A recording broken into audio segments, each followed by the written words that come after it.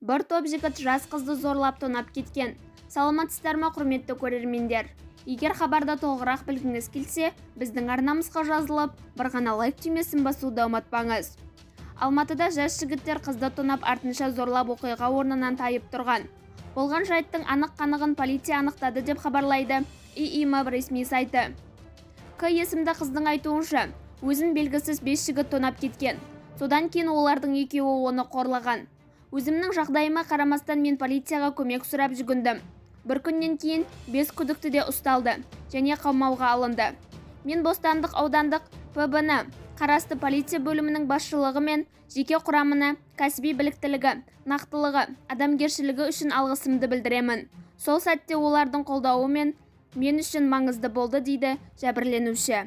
Бізді бақылауды жалғастырыңыз. Арнамызға жазылып, бір ғана лайк түймесін басуды ұмытпаңыз. Сау саламат болыңыз.